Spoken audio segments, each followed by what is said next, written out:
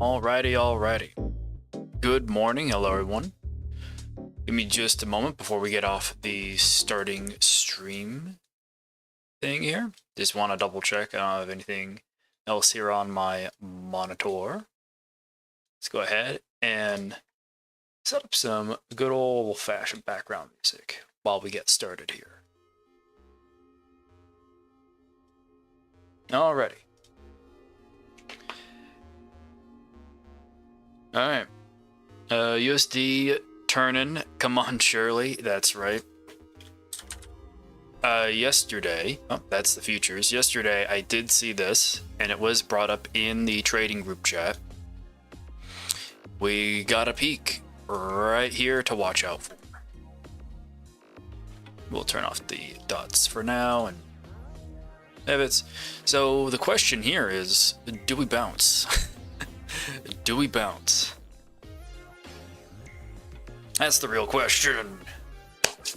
Anyway, I'm your boss, Joe Boss, and welcome to another daily plan stream. We're going to be focusing on a couple of things. We have some news, if I can find it. I'm gonna bring this up first because I want to make sure that we absolutely have time to talk about this. Oh yeah, check that out. Challenger job cuts. Look, the microphone just rotated over. Alrighty, stay where I need you to stay, microphone. Man, it's still super early in the morning for me. Got up at like 3:30 after getting up at closer to 5 the last few days, so it's a little groggy, but you know what? As the stream goes on, because we got a lot planned for the stream today, this is going to be a stream on the longer end of things, because we have the ECB cut, we have these job cuts that just happened. Look at that crazy thing. Oh my god. But yeah, I haven't seen any trade research on this whatsoever, but I'm going to be bringing this up because it's kind of a serious thing. Just to make sure that this gets out of the way, because we still have 30 minutes till the ECB meeting. but there is something called Cyclone Alfred currently in Australia. So I asked Grok to summarize some information about it so we can read it here. What is Cyclone Alfred in Australia? Cyclone Alfred is a rare tropical cyclone that formed in the Coral Sea and is expected to make landfall near Brisbane, Australia on Saturday, March 8th. So that is not too far away from now. That is 2 days from now. It is currently classified as a Category 2 storm. It has sustained winds near 130 kilometers, 81 miles per hour. Cyclone is moving unusually slow, which increases its potential for significant damage. This event is considered extremely rare for the Brisbane region, and the last comparable cyclone struck over 50 years ago in 1974. Now, why do we bring up this cyclone? Well, because geopolitical events, weather events, and economic events all move markets. So, real quick. AUD, USD. Alright, that looks like that could be the top on the month, but these yield spreads are still quite strong. It looks like on the short term side of things, the yield spreads are taking a pullback, but net over the week and the month, the yield spreads, especially over the last week, the yield spreads have been doing considerably well for establishing some strength here in the Australian dollar. So let's keep that up and keep going. And also, I do have over here in the Discord, if we go over to Geopol, because I don't really have like a weather section, we have some pictures here of what the cyclone looks like. Actually, this, I believe, these are a couple of animations that I found of what's going on. So yeah, there's Brisbane, and that is the cyclone. And then over here is a larger animation of how slowly the thing is moving over time. And this is a more general diagram of how things are moving. So you can see way over here. If I can get the Epic pen out, Epic. Give that a sec to load. All right, Epic pen, where are you?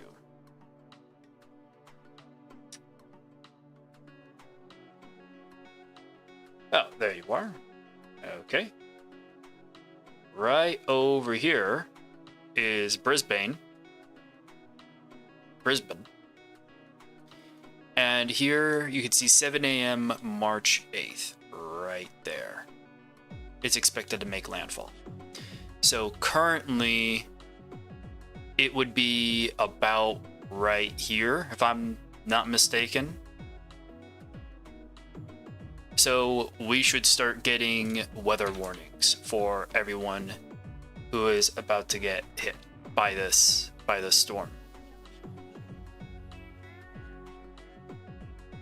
Yeah, they're not called tornadoes because they come from the ocean, right? So they're called cyclones, and in some situations, typhoons, right? From what I understand, a typhoon is a tornado, right? And cyclone is, a hurricane that comes from, a hurricane also comes from the water. I guess I don't know the differences myself. All right, so what is it expected to do? Heavy rainfall, destructive winds, storm surges, and coastal erosion. How will this impact Australians? There's going to be a lot of infrastructure damage. Over 5,000 properties in southeast Queensland and thousands in northern New South Wales are already without power, with more outages anticipated as the storm intensifies. Disruptions to daily life. Airports, including Brisbane Airport, schools, public transport, and major events have been shut down or canceled, affecting travel, education, and local activities. Safety risks. Yeah, flood-prone areas. Emergency services are on high alert, and the Australian Defence Force is prepared to assist with regional efforts. All right, how will this affect markets? Short-term economic disruption. Sectors such as agriculture, tourism, and infrastructure may experience temporary losses. Oh, this could reduce productivity in the affected regions, which is pretty much one of the very key metrics that the RBA is currently looking at, is how to get productivity up with the amount of employment Australia has at the moment. Go ahead and listen to maybe another stream or some commentary here in the Discord as to why people are have these low debate for different reasons of why Australia has these low productivity metrics, right? In some areas, but not in others, right? It's a whole discussion.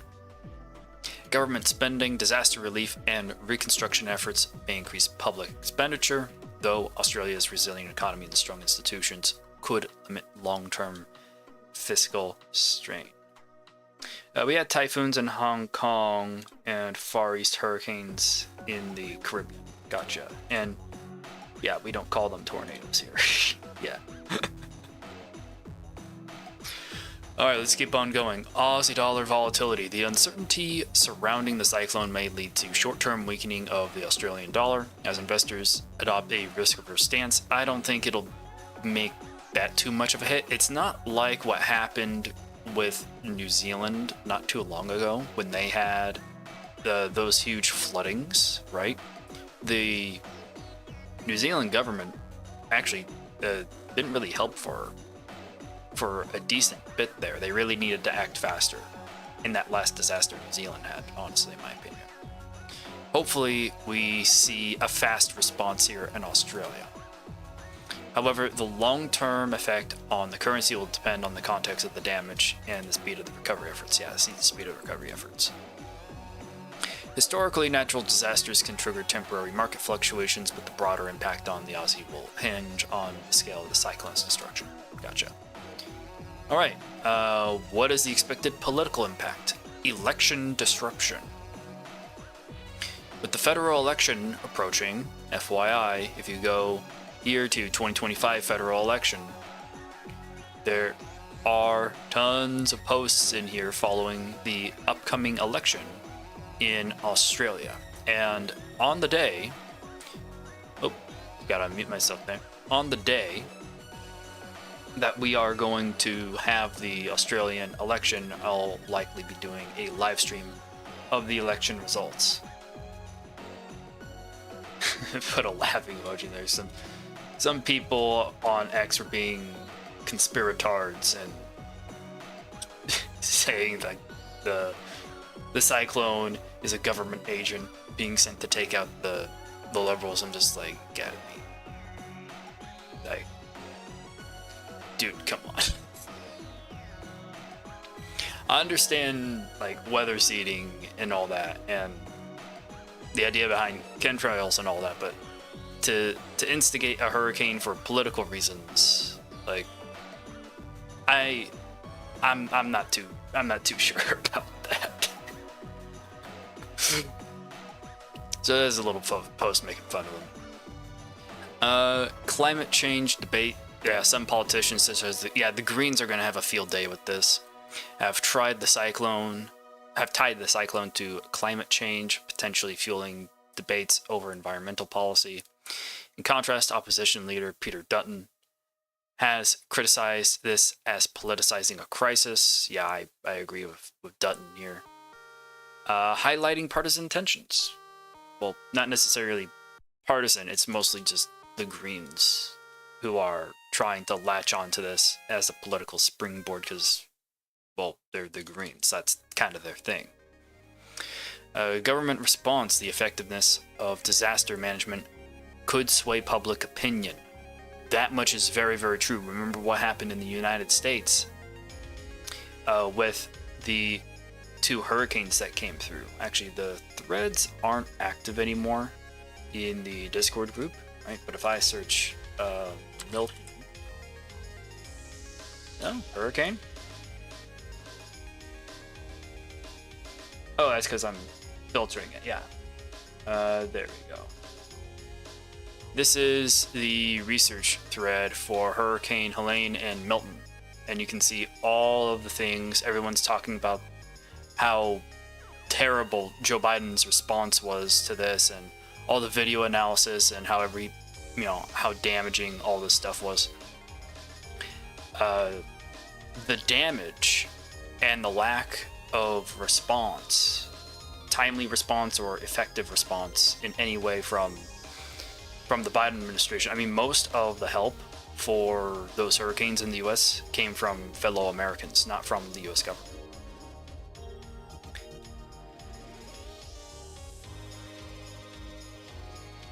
So, then that definitely hurt Kamala Harris.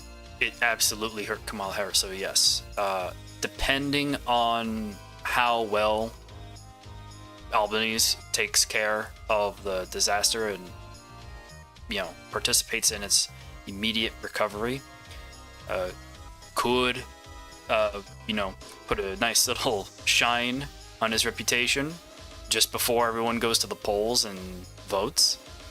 But if people are not satisfied with the efforts, then it could probably help Dutton there on that end. The Prime Minister has emphasized to focus on supporting Australians over political gain, but perceptions on the response may still influence voters. In summary, Cyclone Alfred poses a significant threat to Australians, though severe weather and widespread disruption. It may cause short-term economic market challenges, including potentially Aussie dollar volatility, while its political fallout would shape election dynamics and climate policy discussions. The full extent of these impacts will become clear as the situation unfolds. Yeah, try getting that from another trading stream. And I know we are focusing on our topics today with the ECB here, but the ECB still doesn't come out and make their rate decision for another 20 minutes. So I'm glad we spent the first 10 minutes of the stream talking about an event that a lot of people are probably not going to be totally aware of until, well, frankly, 2 days from now on March 8th, when, oh man, why is the Aussie dollar moving so much? Oh my god, there's a cyclone that's making landfall. Oh my god, right? So it's like, hey, over the weekend, there's going to be a natural disaster that hits a part of Australia. There could be gap risks depending on how damaging it is over the weekend while the market is closed here.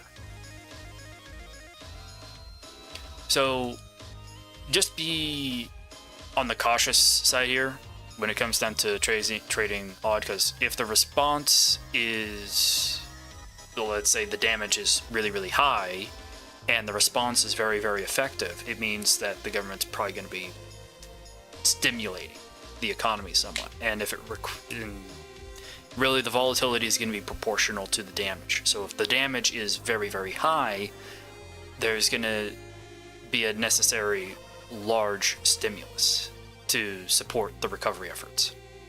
If the damage is more marginal, let's say, and hopefully, we really hope that it's not crazy, because first off, it'll kill less people. Like, that's the number one priority. And number two, it's gonna make it easier to just trade when it comes down to anything Aussie, right? We're not gonna see crazy swings, right?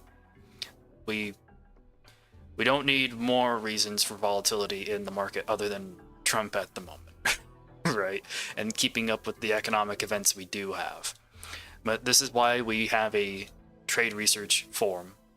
This is why we have, right, our trade research forum. This is why we have our trades forum. And again, if you have any more long form stream topic ideas or trade logs or trade plans that you want me to review here on the stream, go ahead and post them in the trades forum here on Discord. If you want to get into the Discord and do this kind of trade research with us here off the stream, for throughout the rest of the day as news comes in for the rest of the day.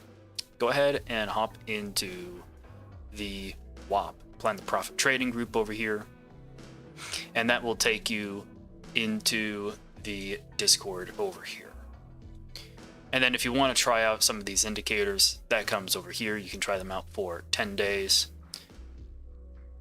And if you want some free indicators, you can go to TradingView here and actually check out some of the free indicators that I have available here as well.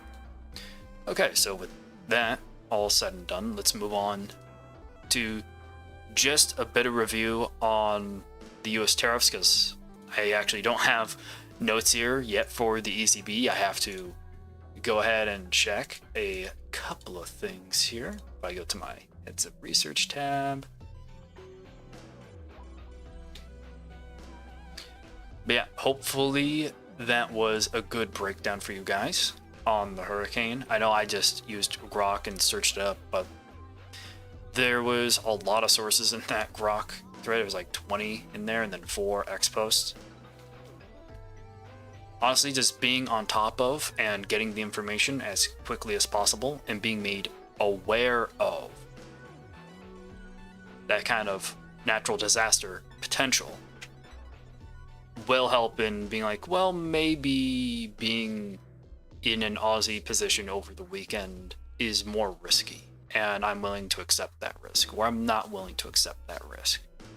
The main purpose of a trade research community is to get the information that is out there in front of everybody, so all the members in that community can make their autonomous trading decisions. And then we discuss the trades that we're all taking, and we can say, oh, I really like that idea, or I don't really like that idea, or hey, I'm taking the same trade as you, or hey, I'm doing the opposite trade as you, right? Less of a focus on signals and more of a focus on actually coming up with your own trade ideas. Becoming an autonomous, competent trader and having other autonomous and competent traders to relate with.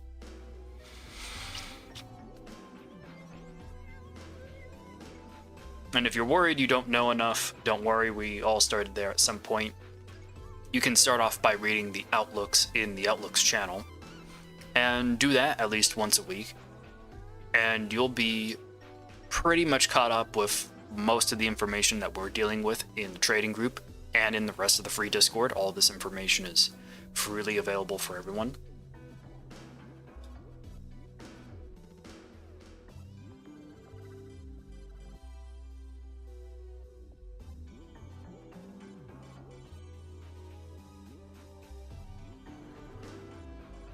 Okay. Yeah, check this out. So here's the trend.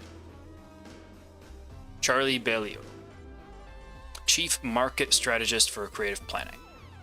U.S. employers have announced a 221,000 job cuts so far this year, the highest year-to-date total since 2009, the Great Financial Crisis.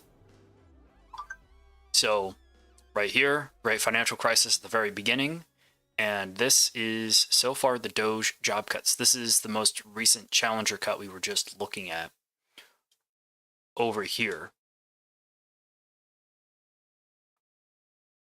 So now the question is this a larger jump than most people were expecting? Because if I go to, I believe, the economics channel, yeah. There's another post I got here. Doge-related layoffs announcements, about 33,000 so far, right? So Doge, this is a pie showing all the different departments and places that layoffs have been announced from. Oh. But this post over here from Bailao, right? I think I'm not saying his name right. But this post over here is showing, hey, there's about twice as many cuts as what were announced over here in the Challenger report.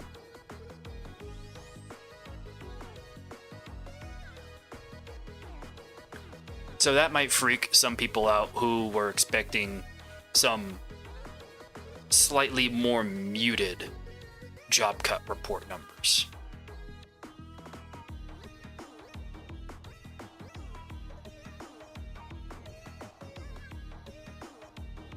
Let's see, let's keep looking for some good info here. Anything on ECB? Let's see.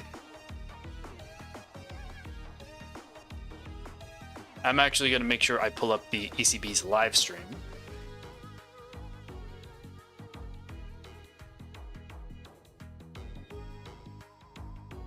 Because we should be watching that later today. We will be watching the press conference.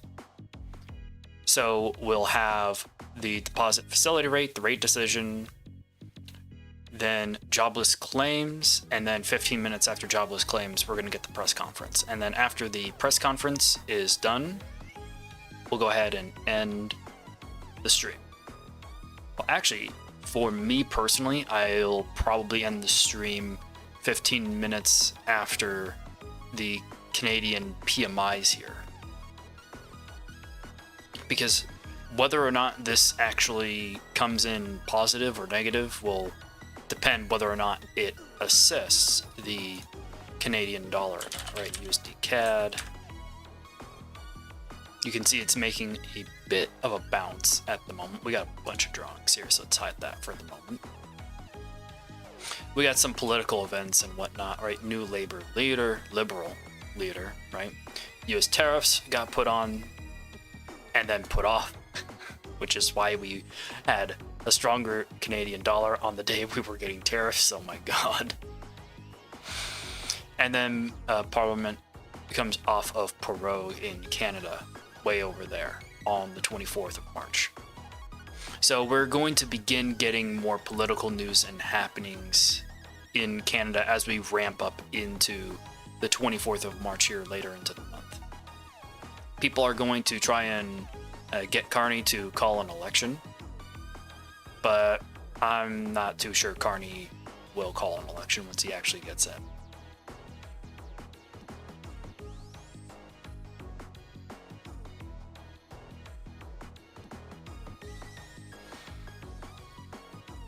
Alright, so I don't see a scheduled ECB stream at the moment. I'll keep my eye out for that, just in case.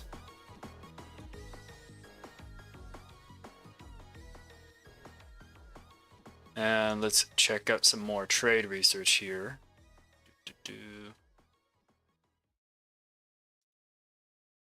Yeah. So here's the Bloomberg report that talks about this here.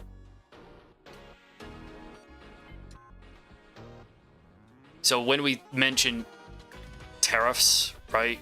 This is just, okay, there's been changes to the tariffs. Come on, zoom in. I want the header to be decent size. Yeah, Trump exempts some automakers from Canada, Mexico tariffs for 1 month. Yep. It's pretty much exactly that. Let's see here.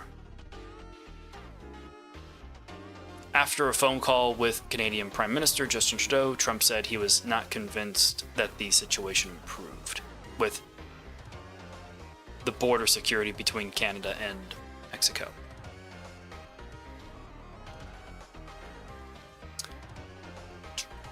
Trump might also eliminate the 10% tariff on Canadian energy imports, such as crude oil and gasoline that comply with the USMCA rules of origin.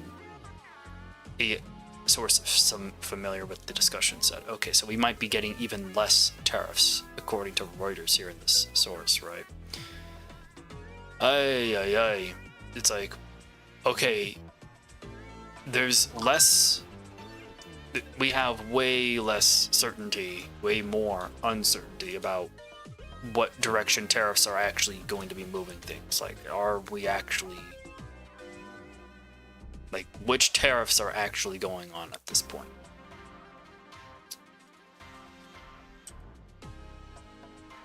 Here, if I go to let's see here.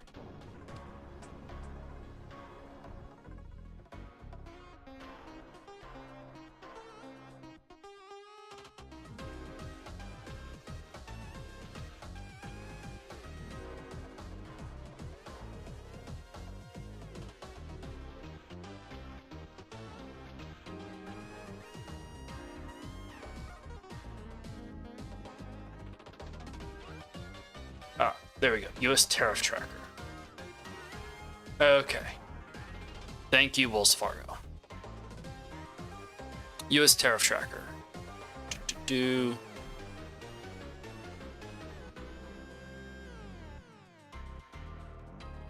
Yeah, it looks like they haven't updated this chart quite yet because things are moving so quickly. Let's move over to the euro dollar. And what do you guys expect to happen here? Going into the ECB. Things have been pretty volatile, but net sideways. I believe the daily yield spreads are still super positive. Yeah, they are. Like, stupid positive right now. And we are more or less in very low probability space. Very, very low probability space. And very far away from most even very fast moving averages here. Okay. Not the easiest spot to be making decisions from. That's for sure. Let's see, where is, we go back, coming soon. All right, we got 6 minutes until the ECB rate decision.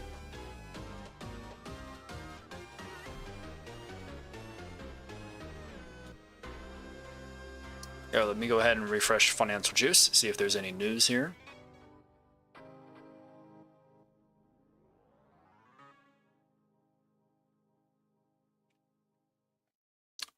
German Chancellor Scholz, we must find long-term solutions for EU rules to enable states to raise defense spending.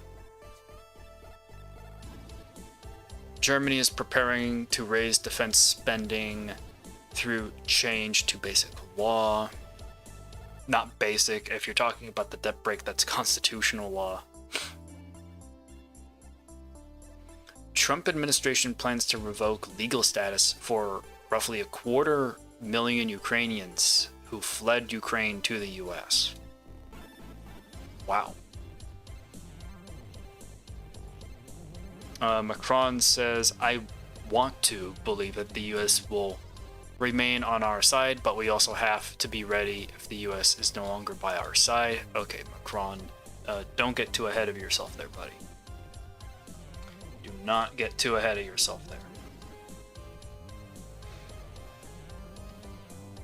And good morning, Aristotle. I see you in the WAP chat. Hello, hello. And also, we got Kick working and we got Twitch working today.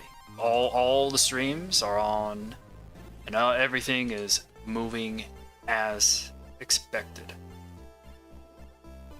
As far as the streams are going, everything's finally resolved on the stream analytics side.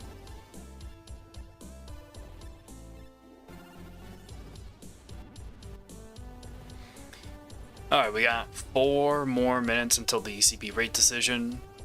We'll see what the euro dollar reaction will be going into it, and we will probably follow that up with how this will move the DXY in general. Now, the DXY is mostly comprised of the euro dollar, because this is an index of the US dollar, and a big fat portion of that index is the euro. And we'll turn off the yield spreads over here so we get normal candle colors.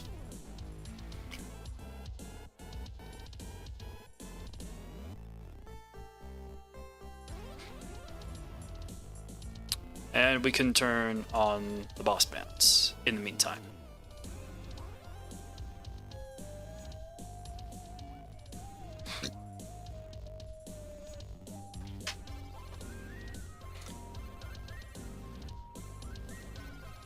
Let's go ahead and move this guy over to the side.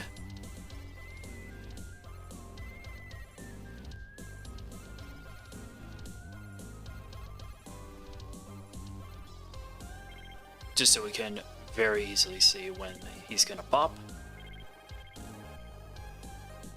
2 minutes.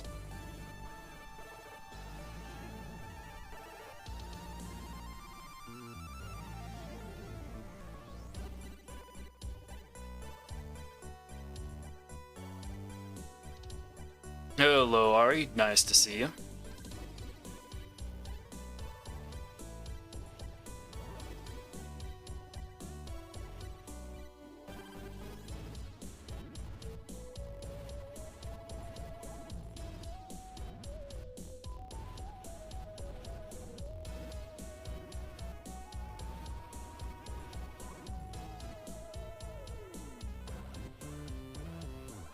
And if you're trading anything going into this ECB, let me know. We got about 2 minutes left before we get some information here.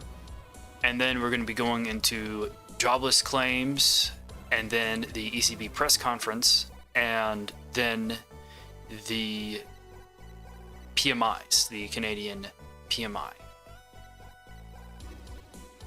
So that's the agenda for today, and each event is about 15 minutes apart, so this is going to be a longer stream than I would have originally anticipated. I thought it's like, oh, okay, we're going to have the ECB release, and then like 10 minutes later, we're going to have the press conference. Nope, it's like 30 minutes later, the press conference comes in. Those press conferences can go on for about 45 minutes themselves. So this stream's going to be on the slightly longer end. So let me know what you guys are thinking so we can have our little back and forth.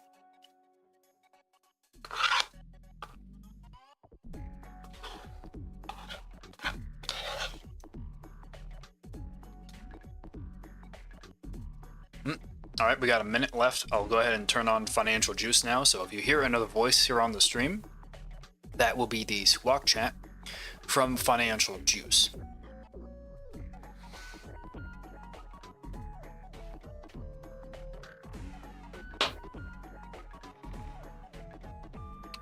Yeah, you're seeing US stock index futures extend declines.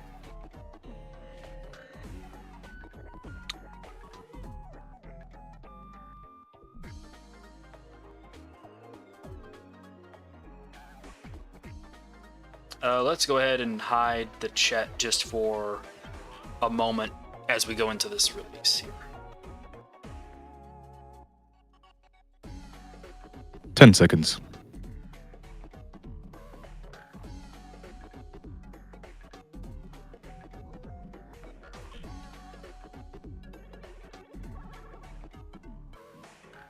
Cut, 25 basis point cut, 25 basis point cut to 2.65% as expected. Deposit rate cut, 25 basis point cut, 25 basis point cut to 2.5% as expected. ECB says today they decide to lower their 3 interest rates. Inflation has continued to develop broadly as staff expected, and latest projections closely align with the previous inflation outlook. Inflation, excluding energy and food, and staff project an average of 2.2% in 2025, 2% in 2026, and 1.9% in 2027. They now see headline inflation averaging 2.3% in 2025, 1.9% in 2026, and 2% in 2027. The ECB is not pre-committing to a particular rate path. In particular, ECB's interest rate decisions will be based on its assessment of inflation outlook in light of incoming economic and financial data, dynamics of underlying inflation, and the strength of monetary policy transmission. ECB says, especially in current conditions of rising uncertainty, it will follow a data-dependent and meeting-by-meeting approach to determining appropriate monetary policy stance. Downward revisions for 2025 and 2026 reflect lower exports and ongoing weakness in investment, in part originating from high trade policy uncertainty as well as broader uncertainty. At the same time, a headwind to financing conditions comes from past interest rate hikes still transmitting to stock of credit, and lending remains subdued overall. Remains high, mostly because of wages and prices in certain sectors are still adjusting to past inflation surge with substantial delays.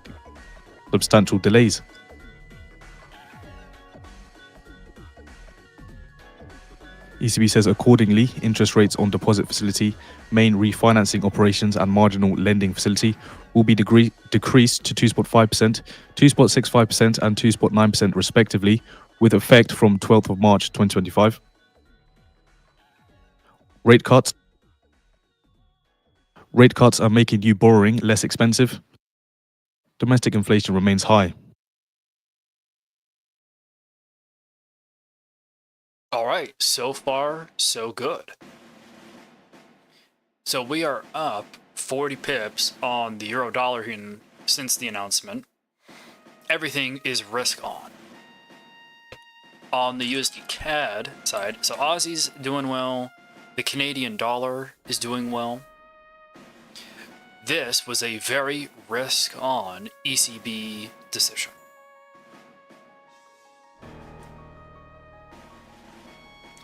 However, we'll see if that follows through, depending on how hawkish the Fed is going forward after seeing the employment figures. Again, if we get surprise employment figures, and by surprise I mean unemployment is still where it's at and it's not continuing to increase, yet the layoffs are there and NFP isn't, if NFP is still around 100 to 150k and it's not sub 100k here on Friday, a high NFP would actually indicate probably some dollar strength going into the end of the week, and would maybe pare back some of the expectations for a weaker dollar going forward off rate cut expectations. Because if the unemployment situation and the employment situation, if that data turns out to be good in the US, well, the main excuse right now for pricing in most of the rate cuts is, hey, we expect unemployment to rise and for NFP to come in lower than expected, because the Fed has two mandates, inflation and employment. So if less people are unemployed, and there's very, very high inflation, then you know what? The Fed can cut rates to help the employment side of their mandate, even if it means some short-term rise in inflation, because it's more pertinent to take care of the employment side of the economy.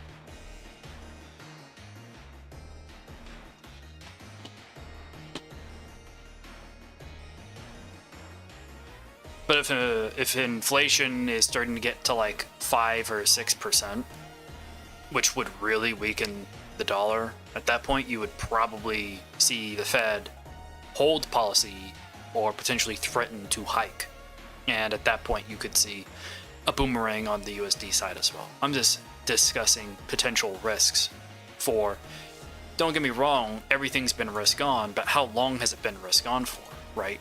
It's been down, down, down all the way since the election.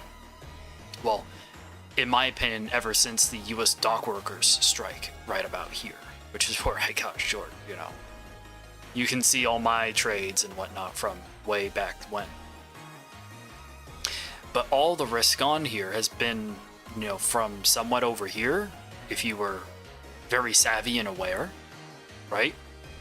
But most of this risk on has just been over the last 4 days. So the question is this something that's going to last, or is this an initial pump that we see something more along the lines of this develop, right? So it's like a slow churn lower.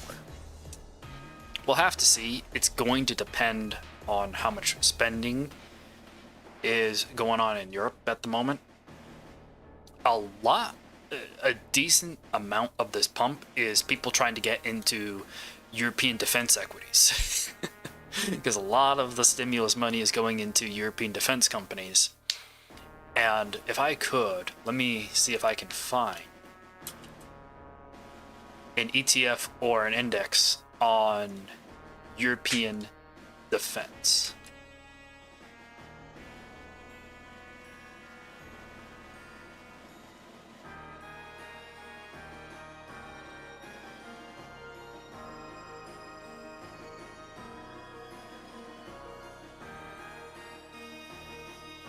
Let's see here.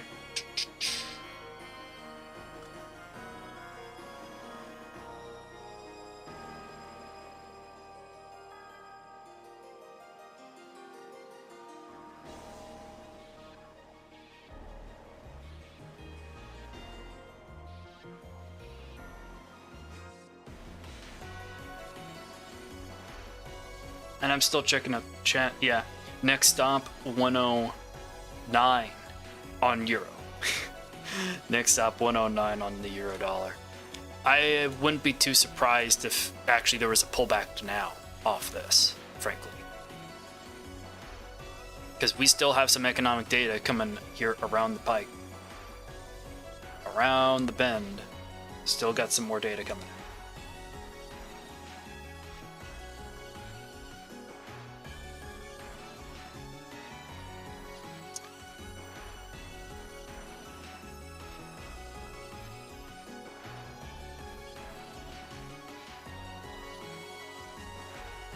Okay, so let's try DFNS. DFNS. Yeah, check that out. That's defense there for you. EU AD. Select stocks, Europe aerospace, and defense ETFs. Check that out. It's just been a straight line up. From January to here, you're up like 40%. Let's see here. And then ASWC.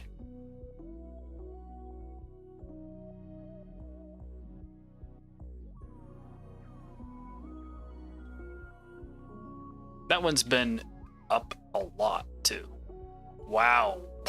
Wow. Oh man. That thing just started way down here at $7 and now it's, oh man. Yeah, I think that was shortly after the Russia-Ukraine war started, so that thing's just been up and to the right the whole time. Yeah, man. There's a reason why people say, hey, you gotta check out European defense stocks. But most of that move has been over the last 2 years, and if I'm not mistaken, Russia, if I actually check the Russia-Ukraine research thread here in the Discord, let's see.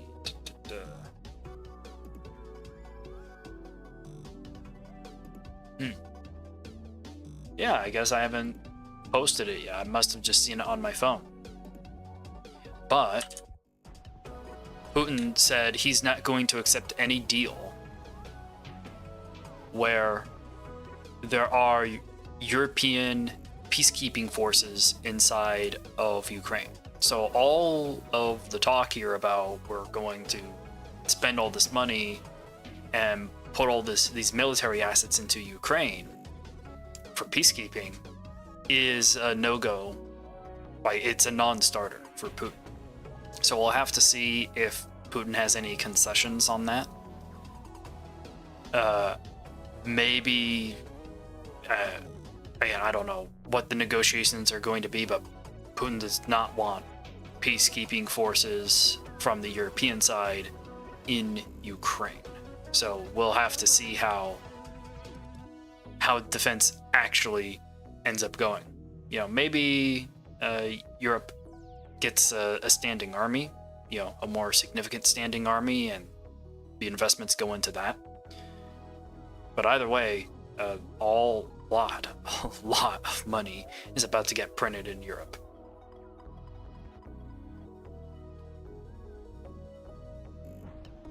You missed short on daily time frame.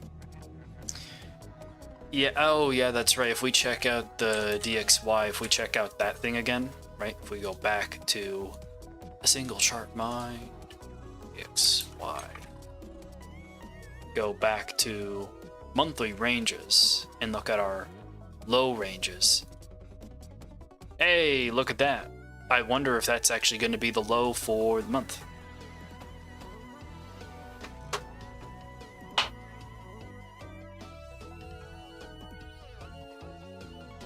Wouldn't that be crazy if that's actually the low for the month? I mean, I wouldn't be too surprised, honestly.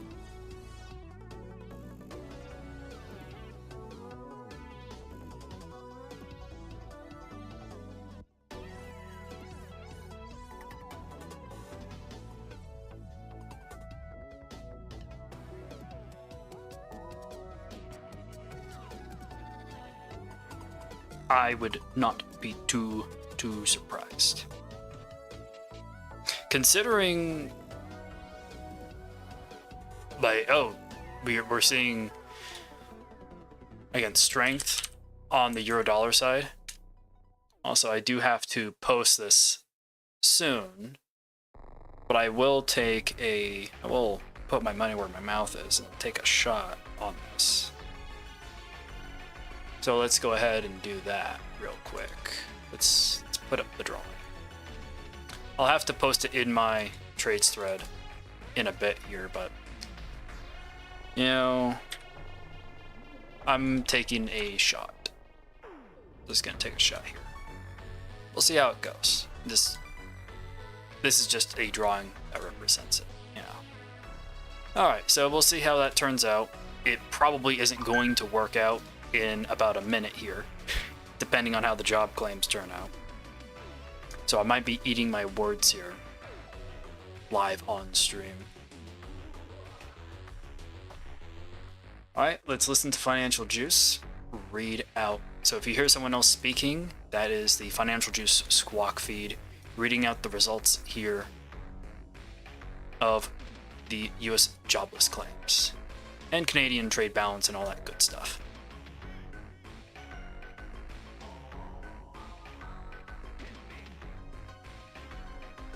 One minute to go now. I'll lead with initial jobless claims.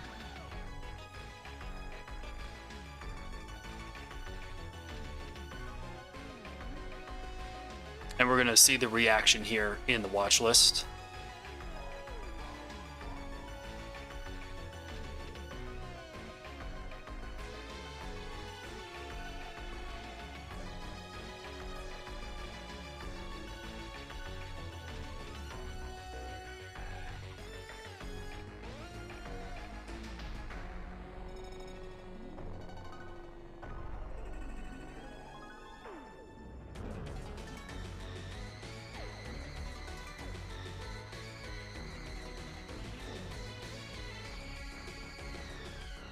Ten seconds. Also, Russia's foreign ministry says it expects the US to appoint a team of negotiators for Ukraine discussions, after which it will appoint its own team.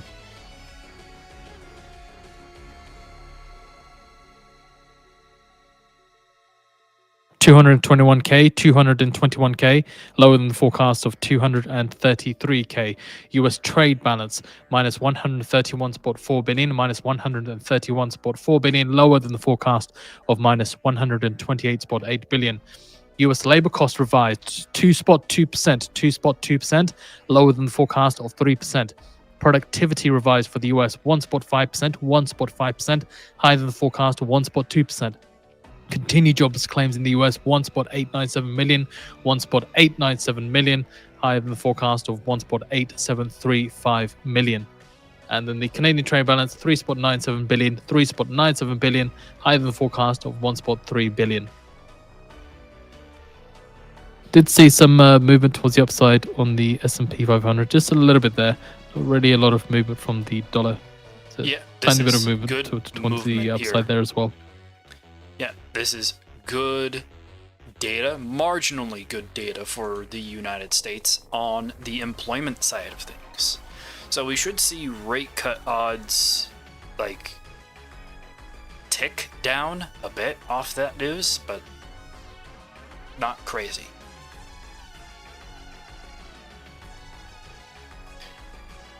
This, you know, this jobless claims isn't like a huge, massive surprise. It's a nice marginal improvement. That's like, okay, U.S. jobs data isn't moving in the wrong direction along every single indicator, right?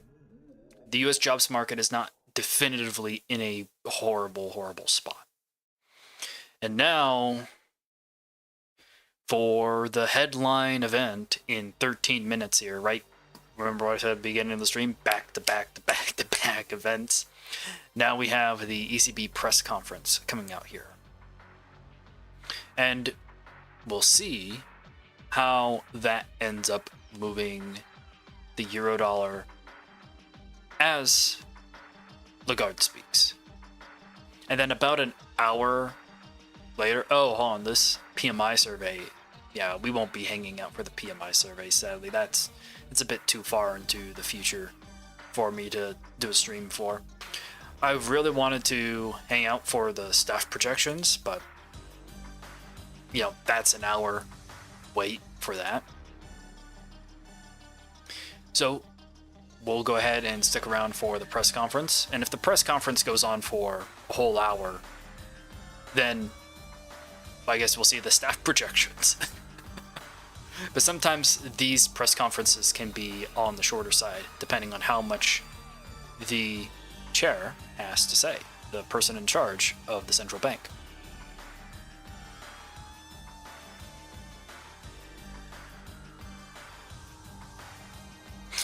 So let me know if you guys have had any good trades so far. That euro dollar thing is up, what, 8 pips? Like, it's a token amount, right?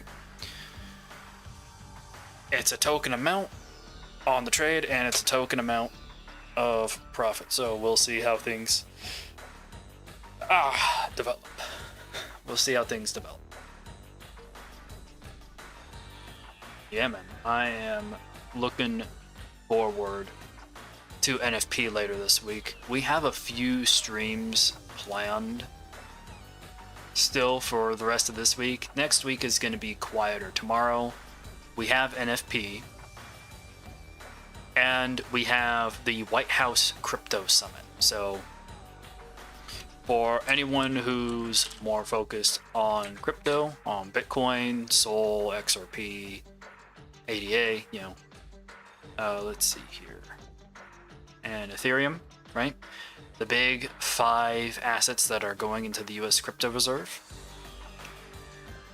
You'll be able to see, hey, trading White House Crypto Summit. So that will be a stream. We have technically 2 streams tomorrow. We have NFP in the morning, and then we have the Crypto Summit later in the day. And then the next stream that's planned isn't until next Wednesday, which I'm pretty certain that we'll be able to catch a stream before Wednesday, right? There'll be economic happenings before then. Also, we just got the link to the ECB's live stream. Thank you very much, Financial Juice, for that. So let's set this up, Euro USD. We want to follow along here.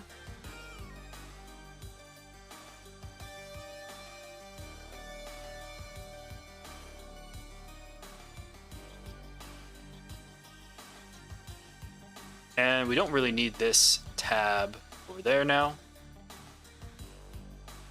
Do.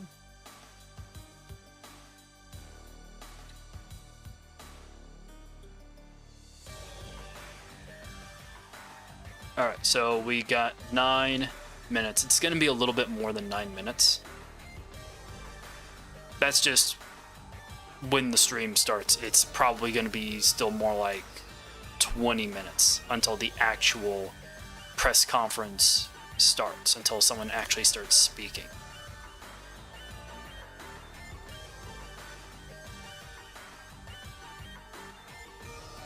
Yep. So far, so good. So far, so good. Let me go ahead and check the chats in the other rooms here. Everything so far so good over on WAP, and on Twitch, and on Kick, and on YouTube.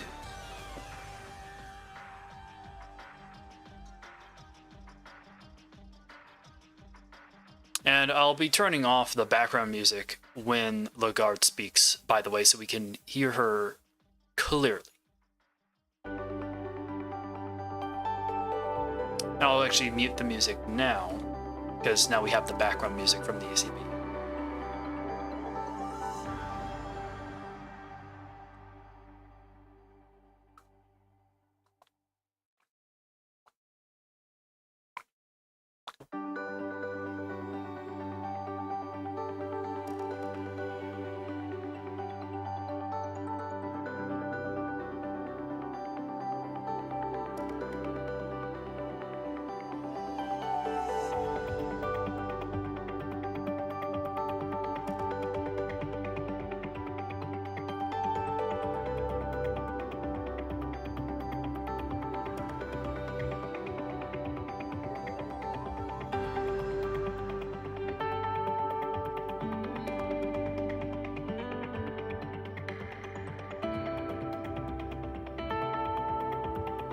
You know, a bunch of different central banks have different elevator music, waiting room music for their press conferences. I always liked the ECB's. I always thought the ECB had the nicer ones.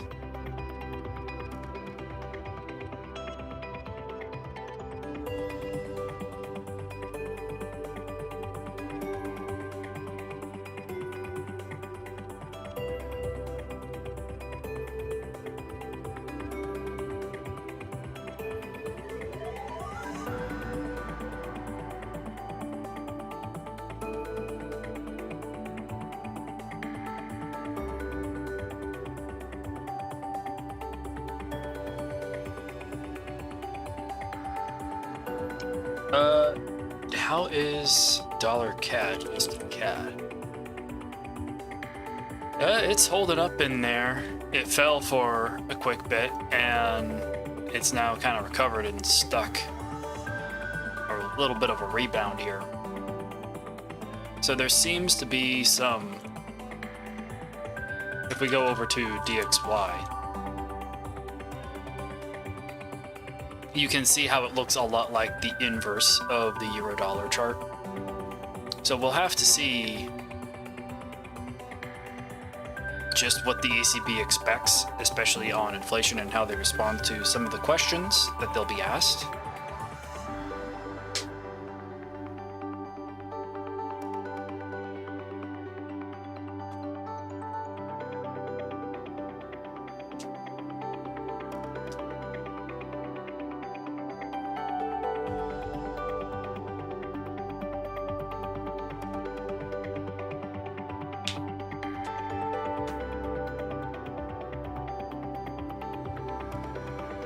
And we can turn the chat back on stream for this next portion here, for sure.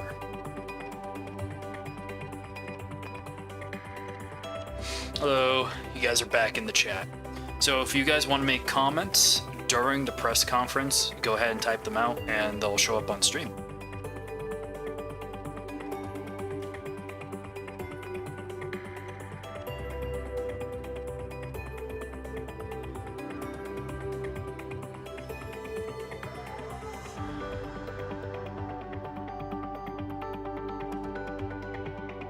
Let's see, how much more time?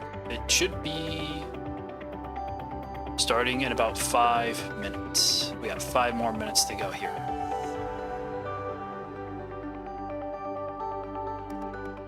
Turn that down just a tad.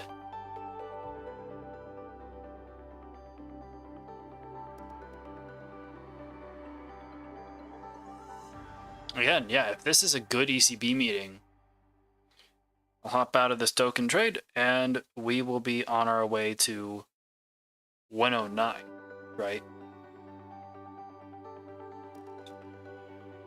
Like I already said, right? Especially if the ECB's like, well, you know, we're still going to be uncertain. Yeah, we cut here, but, you know, with all this new spending from the government, it could be inflationary, so we're going to take a more hawkish stance here going forward, right? Like, if that meaningfully impacts inflation from all the military spending, well, there you go. You have a more hawkish ECB. And a more hawkish ECB should provide some boosts, some kind of lift. At least that would be my expectation. Unless somebody else has another rationale, another reason why they would expect to see Euro go higher, based on what the press conference might say, on what Lagarde might say, or lower, frankly.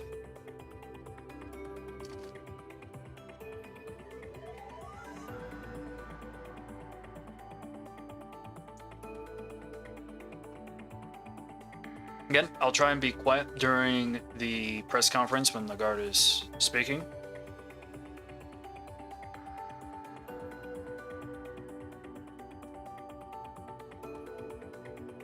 And instead of reading your comments during the press conference, I'll simply be highlighting them here and pulling them up on the screen. right?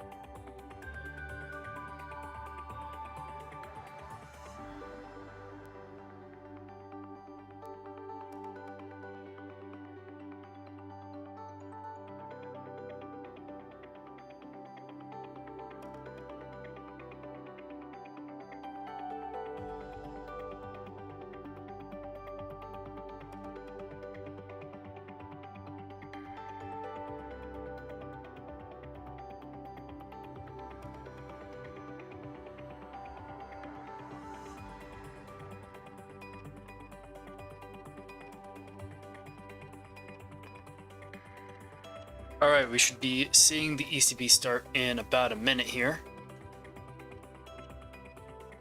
1 minute ago to begin the press conference with Lagarde. Oh, I was right on time there. Yeah, so stick around here on the stream. The volume will be much louder for the video, don't worry.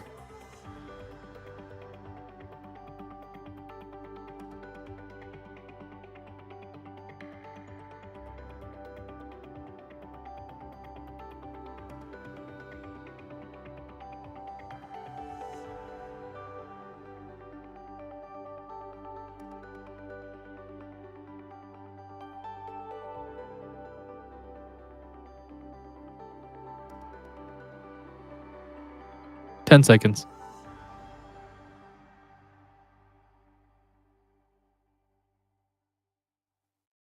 All right, I turned up the volume on the press conference, so that should be much louder and easier to hear. Let me know if the audio is good on everyone's end. Still keep an eye on the bot chat just in case anyone pops in and says hi over there.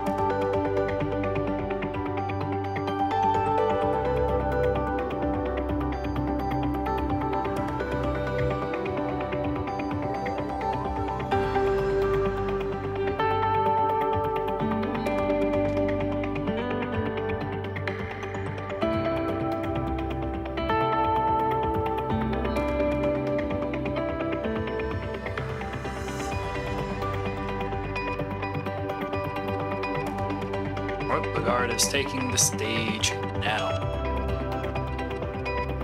And as soon as she comes on, the euro rises.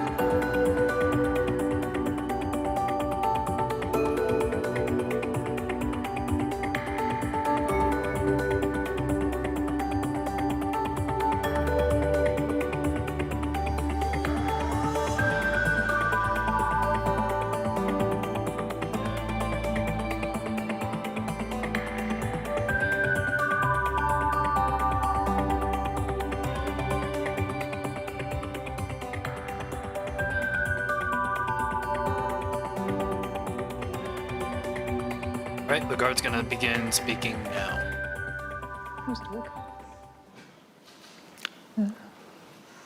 Good afternoon and welcome to our press conference with President Lagarde and Vice President de Guindos. My name is Wolfgang Preußel. As always, we have participants via video. If you ask questions, please unmute and put on your camera. And with that, I hand over to President Lagarde, please. Thank you very much. And good afternoon to all of you. The Vice President and I welcome you to our press conference. The Governing Council today decided to lower the three key ECB interest rates by 25 basis points. In particular, the decision to lower the deposit facility rate, the rate through which we steer the monetary policy stance, is based on our updated assessment of the inflation outlook, the dynamics of underlying inflation, and the strength of monetary policy transmission. The disinflation process is well on track. Inflation has continued to develop broadly as staff expected, and the latest projections closely align with the previous inflation outlook.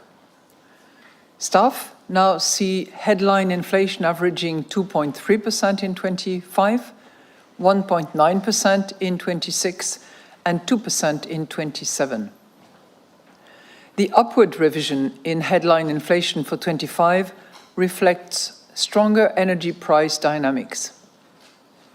For inflation excluding energy and food, staff project an average of 2.2% in 25, 2% in 26, and 1.9% in 27. Most measures of underlying inflation suggest that inflation will settle at around our 2% medium-term target on a sustained basis. Domestic inflation remains high, mostly because wages and prices in certain sectors are still adjusting to the past inflation surge with a substantial delay. But wage growth is moderating as expected, and profits are partially buffering the impact on inflation. Our monetary policy is becoming meaningfully less restrictive, as our interest rate cuts are making new borrowing less expensive for firms and households, and loan growth is picking up. At the same time, a headwind to the easing of financing conditions comes from past interest rate hikes still transmitting to the stock of credit, and lending remains subdued overall. The economy faces continued challenges, and staff have again marked down their growth projections to 0.9% for 25, 1.2% for 26, and 1.3% for 27. The downward revisions for 25 and 26 reflect lower exports and ongoing weakness in investment, in part originating from high trade policy uncertainty, as well as broader policy uncertainty. Rising real incomes and the gradually fading effects of our past rate hikes remain the key drivers underpinning the expected pickup in demand over time. We are determined to ensure that inflation stabilizes sustainably at our 2% medium-term target. Especially in current conditions of rising uncertainty, we will follow a data-dependent and meeting-by-meeting approach to determining the appropriate monetary policy stance. In particular, our interest rate decisions will be based on our assessment of the inflation outlook in light of the incoming economic and financial data, the dynamics of underlying inflation, and the strength of monetary policy transmission. We are not pre-committing to a particular rate path. The decisions taken today are set out in a press release available on our website. And I will now outline in more detail how we see the economy and inflation developing, and will then explain our assessment of financial and monetary conditions. So looking at the economic activity, the euro area economy likely grew modestly in the fourth quarter of 2024. The first 2 months of 25 saw a continuation of many of last year's patterns. Manufacturing is still a drag on growth, even if survey indicators are improving. High uncertainty, both at home and abroad, is holding back investment, and competitiveness challenges are weighing on exports. At the same time, services are resilient. Moreover, rising household incomes and the robust labour market are supporting a gradual pickup in consumption, although consumers' confidence is still fragile and saving rates are still high. The unemployment rate stayed at its historical low of 6.2% in January, and employment is estimated to have grown by 0.1% in the last quarter of 24. However, demand for labour has moderated, and recent survey data suggest that employment growth was subdued in the first 2 months of 25. Uncertainty has increased and is likely to weigh on investment and export by more than previously expected. But growth should be supported by higher incomes and lower borrowing costs. According to the staff projections, export should also be supported by rising global demand so long as trade tensions do not escalate further. Fiscal and structural policies should make the economy more productive, competitive and resilient. The European Commission's Competitiveness Compass provides a concrete roadmap for action, and its proposal should be swiftly adopted. Governments should ensure sustainable public finances in line with the EU's economic governance framework and prioritize essential growth-enhancing structural reforms and strategic investment. Looking now at inflation.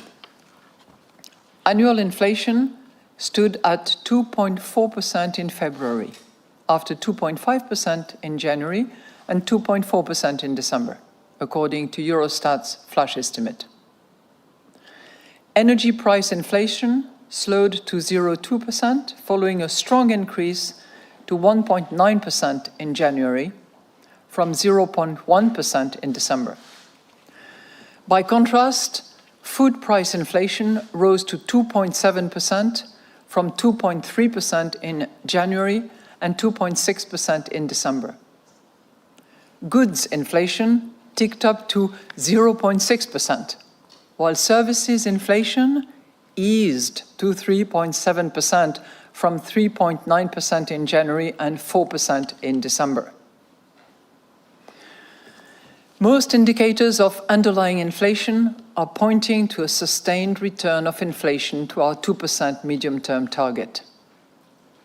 Domestic inflation, which closely tracks services inflation, declined in January, but it remains high, as wages and some services prices are still adjusting to the past inflation surge with a substantial delay. At the same time, recent wage negotiations point to a continued moderation in labour cost pressures. The assumption of higher energy price inflation led staff to revise up the headline inflation projection for 25.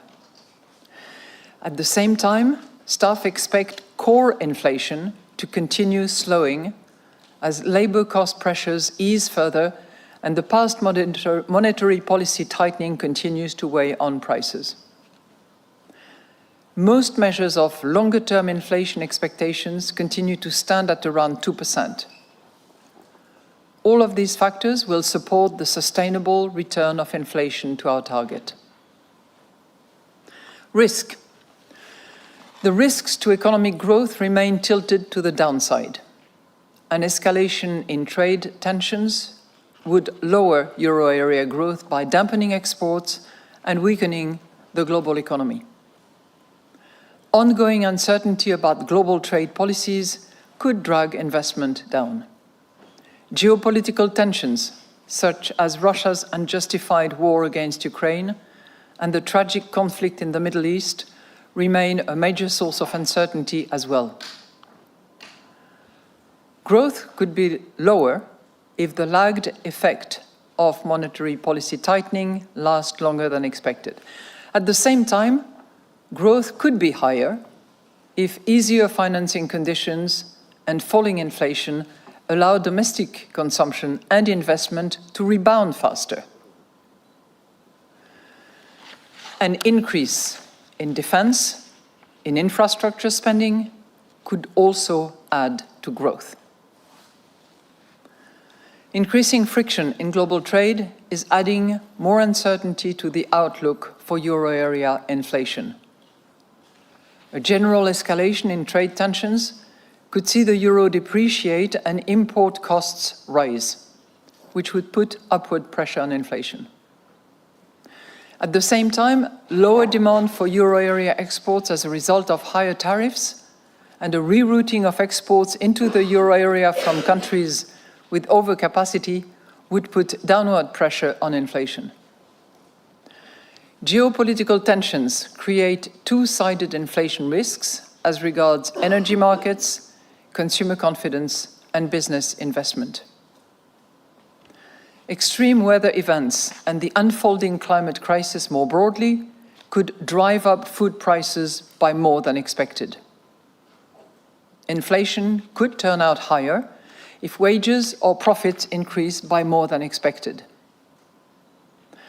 A boost in defense and infrastructure spending could also raise inflation through its effect on aggregate demand. But inflation might surprise on the downside if monetary policy dampens demand by more than expected. Let's look at the financial and monetary conditions now. Market interest rates in the euro area decreased after our January meeting, but have risen over recent days in response to a revised outlook for fiscal policy. Our interest rate cuts are gradually making it less expensive for firms and households to borrow, and loan growth is picking up. At the same time, a headwind to the easing of financing conditions comes from past interest rate hikes still transmitting to the stock of credit, and lending remains overall subdued. The average interest rate on new loans to firms declined to 4.2% in January from 4.4% in December. By contrast, firms' cost of issuing market-based debt rose to 3.7%, 0.2 percentage point above its December level. Over the same period, the average interest rates on new mortgages declined to 3.3% from 3.4%. Growth in bank lending to firms rose to 2% in January, up from 1.7% in December, on the back of a moderate monthly flow of new loans. Growth in debt securities issued by firms rose to 3.4% in annual terms. Mortgage lending continued to rise gradually, but remained muted overall, with an annual growth rate of 1.3%. So in conclusion, the Governing Council today decided to lower the three key ECB interest rates by 25 basis points. In particular, the decision to lower the deposit facility rate through which we steer the monetary policy stance, is based on our updated assessment of the inflation outlook, the dynamic of underlying inflation, and the strength of monetary policy transmission. We are determined to ensure that inflation stabilizes sustainably at our 2% medium-term target. Especially in current conditions of rising uncertainty, we will follow a data-dependent and meeting-by-meeting approach to determining the appropriate monetary policy stance. In particular, our interest rate decisions will be based on our assessment of the inflation outlook in light of the incoming economic and financial data, the dynamics of underlying inflation, and the strength of monetary policy transmission. We are not pre-committing to a particular rate path. In any case, we stand ready to adjust all of our instruments within our mandate to ensure that inflation stabilizes sustainably at our medium-term target and to preserve the smooth functioning of monetary policy transmission. We are now ready to take your questions. Thank you. And the first question today goes to Alex Weber of Bloomberg. Alex, please. Let me grab some water. Thank you. Good afternoon. My first question is on the way forward. So you say that your monetary policy is becoming meaningfully less restrictive. Does this mean you could slow the pace of rate cuts now and perhaps pause in April? Did you discuss such a scenario at your meeting today? And my second question, perhaps related to that, is on fiscal policy. There's a pretty drastic shift underway with plans for much higher defense spending, and in Germany's case, also infrastructure. There's been a significant market reaction as well. Could you elaborate how the Governing Council expects this to change the economic outlook and monetary policy? Thank you very much for your two questions. So on your first question, you very well noted that we have changed the wording of the fourth paragraph of our monetary policy statement. So let me try to explain what it means, because it's not just an innocuous little change. It's a change that has a certain meaning. What we had previously was that we would keep our restrictive monetary policy as long as was necessary, etc. And that was very much a static assessment of what was needed. We are now moving by having our monetary policy is becoming meaningfully less restrictive to a more evolutionary approach. So in other words, we take account of the journey that we have traveled, 150 basis points since we started cutting. And we acknowledge the fact that as a result, it is becoming meaningfully less restrictive. We add to that in the same paragraph the two forces that we are seeing operating on our financing conditions. And the first one, if you will, is I used a comparison a few weeks ago when we were at the G20 in South Africa, and I used a comparison of the Cape of Good Hope, where you have warm water from the Indian Ocean and the cold water from the Atlantic. And this is really where the position is at the moment, where we have the impact of the current monetary policy decisions that we take and have been taking, which is to cut rates. But at the same time, we still have the cold water of the Atlantic, meaning the remaining effects of decisions that we have taken over the course of time. And that's really where we are at the moment. And that has led us to acknowledge the fact that our measures, that our monetary policy is becoming meaningfully less restrictive. So you asked me the second question, which has to do with most recent development. And I have to say that we have not been spared recent developments in the last few hours and days. And the one that you're referring to is the announcement by the European Commission, on the one hand, of this 800 billion comprising the 150 borrowing facility and the 650 space within which member states can borrow for defense purposes, on the one hand. And on the other hand, the announcement by the German authorities of a twofold program, in a way, one which is the big infrastructure financing of 500 billion over a period of 10 years, and a special measure that relates to defense expenditure that would be decided in the years to come. So two observations. One is, this is work in progress. And we have to be attentive, vigilant. We have to understand how this is going to work, what the timing will be, what the financing will be, so that we can then draw the conclusions and appreciate how much it will contribute to growth and what impact it would have eventually on inflation. So that part of the work we have not yet, of course, determined the conclusion. But one thing that around the table of the Governing Council was clear is that on both accounts, that would be supportive to European growth at large. and would be a boost to the European economy. Now, everything is going to be a factor of the details. Where will the purchases take place?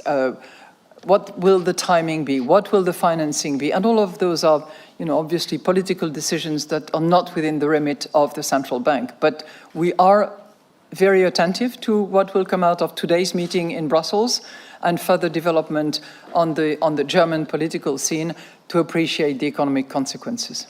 Thank you. Next question goes to Annette Weisbach of CNBC. Annette, please. Madame Lagarde, I have another question on the meaningfully less restrictive monetary policy stance. Perhaps you can explain that to us. Lending is still down. So what makes you think, the ECB think that the monetary policy stance is actually less restrictive? Because it seems that companies are still holding back to actually borrow and invest. So my second question would be, on the pause, which is likely or not in April, given the uncertainties, would you rather wait for more wage data coming in as domestic inflation seems to be stubbornly high? Thank you. But thank you so much for your question. Our assessment, based on the bank lending survey, based on the numbers that we receive, based on the corporate survey that we hold, and comparing the current situation with the last few quarters, and this month versus last month as well, indicate that lending is actually increasing. The lending to corporate is up by 2%. The lending to households in terms of mortgages is up by 1.3%. Now, this is not yet bringing us to, the sort of strong, solid, robust levels of borrowing by economic actors, but it is definitely on the way up. So you have two phenomena. You have interest rates that we see going down, both for corporate and households, not phenomenally yet. We hope that that process will continue. And we are seeing at the same time the volume of lending going up as well. So that's on those two accounts, which it's one of the elements that we use to determine whether or not and how much we are or not still restrictive. And we're not really sort of passing judgment, because I think that particular point is not necessarily the most relevant. What we acknowledge is that it is becoming meaningfully less restrictive. And as I said, we take into account all the work that has been done and we assess the process that we are in. You asked me a second question. On the potential April pause and wage data. Oh, okay. Yeah, that, you know what, that gives me a chance to explain to you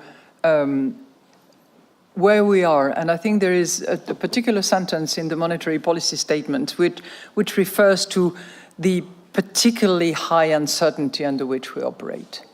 Because, clearly we have three phenomena that we have debated over the course of this Governing Council. One, the disinflation is on track. That's point number one. Point number two, the monetary policy is becoming meaningfully less restrictive. And point number two, we have huge uncertainty.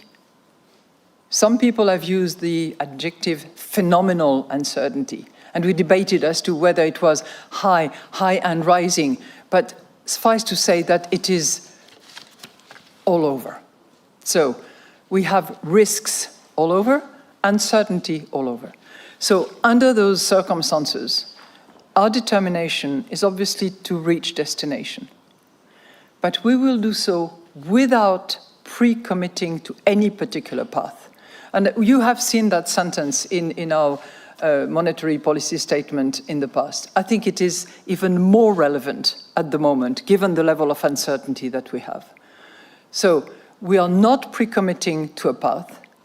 And you might have some governors who will say that, I believe that. It is their individual views. I can assure you that the collective view around the table is that we do not pre-commit to a path. And we will be, as ever, and probably more so, data dependent. So if the data indicates to us that in order to reach destination, the appropriate monetary policy should be to cut, we shall do so. But if, on the other hand, the data indicates that it is not the case, then we shall not cut and we will pause. So that's really where we are, not pre-committing, being data dependent as ever, and deciding on a meeting-by-meeting basis. So I know some will find it frustrating, but I'm terribly sorry. But in the circumstances we're facing at the moment, anything, more would not be very responsible. From one day to the other, the situation changes dramatically. And our projection, the measure of underlying inflation, the price of energy, you just name it. Risks are all over the place. Francesco Canepa of Reuters for the next question. Francesco, please. Good afternoon, everybody. So, Good afternoon, Mr. Panetta. you said in the past that the direction of travel was clear, and the only question was about the pace and timing. There was also a mention in the past about inflation reaching target over the course of this year. Now, those are gone. You didn't repeat those today. So I just wanted to ask you, how broad was the consensus behind today's rate cut? The second question is about something else, is about Russian assets. There seems to be growing political appetite in Europe for seizing those assets. Now, obviously, that would set a legal precedent. So I wanted to ask you, how do you think that would affect the status of the euro as a reserve currency? Thank you. Thank you for your two questions. So it gives me a chance to tell you how the decision was made.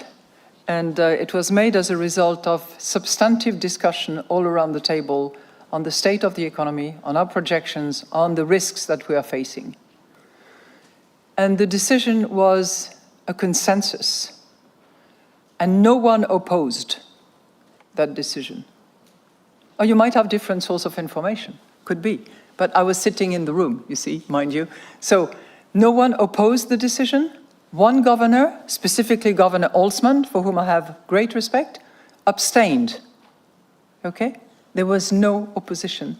There was one abstention. So you have the gist of the decision. Look, on the Russian assets, I think we have made our position quite clear in the sense that those frozen assets, as you know, are being used in order to guarantee 50 billion loans granted under the ERA by the various members of the G7. This process is underway, and there are political debates that are vastly broadcasted around the fact that we should maybe move from freezing to seizing.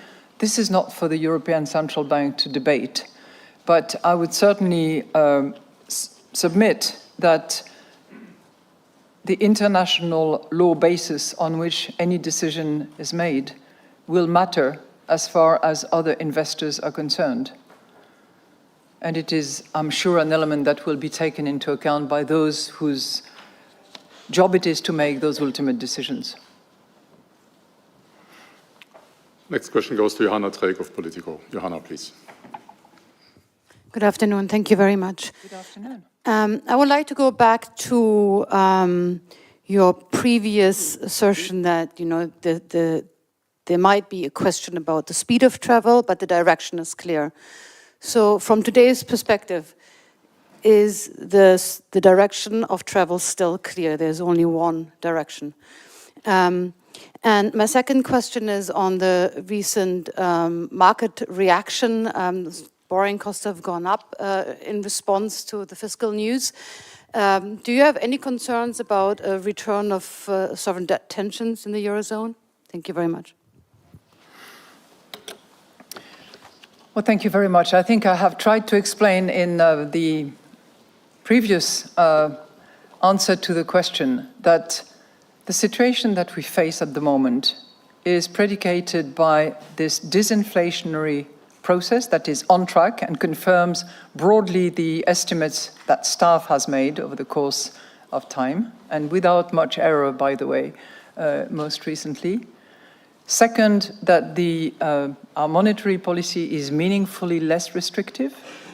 So we have covered 150 basis points of ground. And three, and that's probably the most important in relation to the question that you've pointed at me, the landscape that we have at the moment is clouded with uncertainty, okay? And more than ever before, it will require that we be vigilant. So all governors, all the national central banks, all the economies that are scrutinizing the developments and the work that is conducted in each of the national central banks, as well as at the ECB, each of them will continue to scrutinize, and we will all have to be extremely vigilant. We will have to be agile to respond to the data. But as I said, if the data indicates that the most appropriate monetary policy stance is a cut, it will be a cut. If, on the other hand, the data indicates that the most appropriate decision is not to cut, then it will be a pause. I think I have been as clear as I could be on that one. You asked me a second question which had to do with the markets. You know, we look at all market developments and we are very attentive to what's happening, and we try to understand the reaction function of markets. And clearly there has been a lot of reaction in the last, particularly in the last 12 hours, 24 hours, including yesterday. But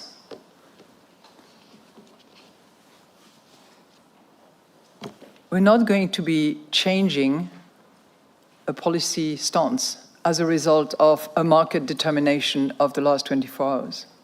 Equally, when we look at the spread, there's been very limited spread variation despite the massive change in the yields. So I think that that gives us an answer concerning the solidity of transmission and the solidity of the sovereigns around Europe. Thank you. Next question goes to Olaf Storbeck of the Financial Times. Olaf, please. Thanks. Following up on the last question, so your answer is that the direction of travel isn't clear anymore. Would that be the kind of short version of your elaborate answer? That would be my first question. And my second question is, you pointed to the potential increase in infrastructure and defense spending, which could both add to growth and to inflation. Did you have any discussion in the Governing Council which of the two things are potentially the more relevant one looking forward? And do you have any views yourself on that, given what we know so far, what governments are planning to do? Thanks. Now, on your second question, I know you all want to move faster than light, and certainly faster than our brain power collectively can determine. And as I said, those announcement dates from yesterday, and honestly, in 24 hours, our staff, despite the great work that they do and despite the agility that they demonstrate, particularly those times, are not in a position to identify how much it will contribute to growth and to the European GDP, nor are they in a position to identify how it will impact inflation. Intuitively, all of us around the table, the governors, believe that if all that works, and that's a big if, because it needs to be decided, it needs to go through the parliamentary channels, it needs to then be implemented, by the way. If all that works, it will boost growth. But more to come. Frankly, I think that we need to be attentive to the coming days, weeks, and then try to anticipate the economic consequences that it would have and how it would be distributed as well. On your first point, the reason I'm giving you, I gave Mrs. Streck a quite elaborate answer, I'm sorry for that. It's because the situation is not as sort of straightforward, black and white, we go here, we go there. No, it's not what we're facing at the moment. And as I said, repeatedly, we are not pre-committing to any particular rate path. Okay? We will be data dependent more than ever, and we will decide meeting by meeting. One thing is really clear for me, because you asked me my view, is that we have to reach our destination. And let me just mention one thing, because some of you might be attentive to when we reach that target of 2%. And if you look at the projection of staff that you will see, it's very early in 26, not late in 25. And that is so because of energy prices.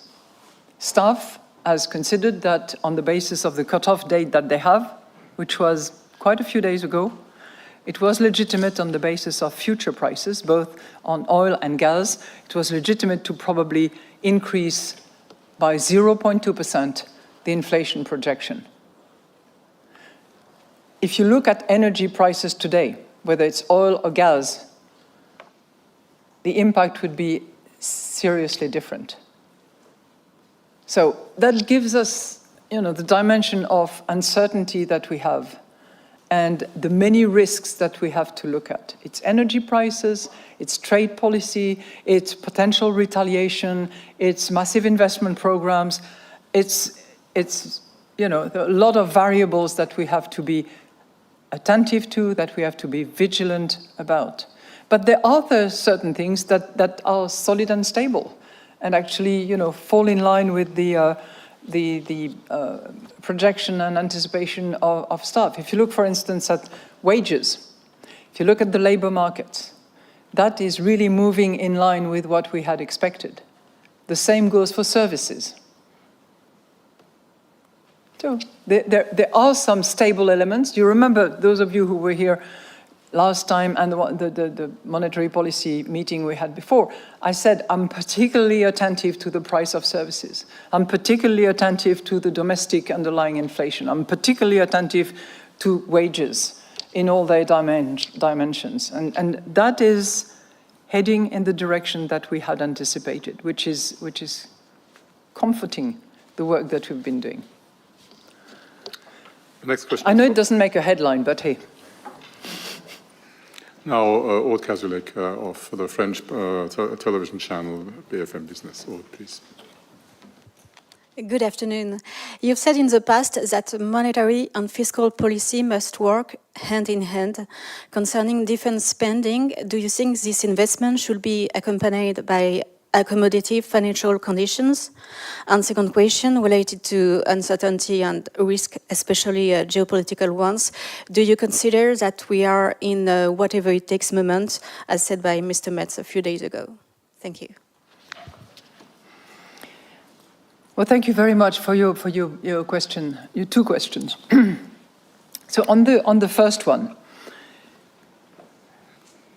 as I said, it's work in progress, but if the proposal by the Commission for a massive borrowing programs and exemption under the escape clause, and the two proposals identified by future Chancellor Merz, if all that was to work, it would certainly have a fiscal impact, which itself would have an impact on demand. So we will have to take that into account and factor that in. But I don't see that as related to our monetary policy. Because our monetary policy, as you know, provided under the mandate that we have under Article 127 of the treaty, is price stability. And we're going to really adhere strictly to our mandate of price stability. We are attentive to transmission. We are attentive to underlying inflation. We are attentive to the inflation outlook. And all of that is informed by a large amount of data. But if your question is intended like, would you not participate in a financing effort? This is not the purpose of the ECB, okay? There's a European Investment Bank, there are multiple institutions whose actual purpose it is. Our purpose, our mandate is price stability. On your second questions... whatever it takes. Yeah. Geopolitical risks, on the one hand, determination by policymakers on the other hand. So it's really something that is in their hands, and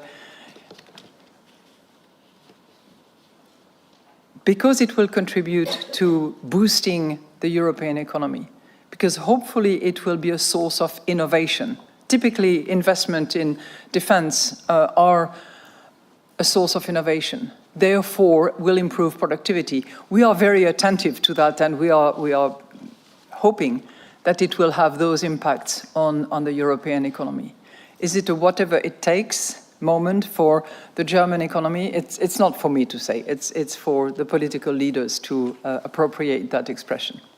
Thank you. And now Isabella Bufacchi of Il Sole 24 Ore. Isabella, please.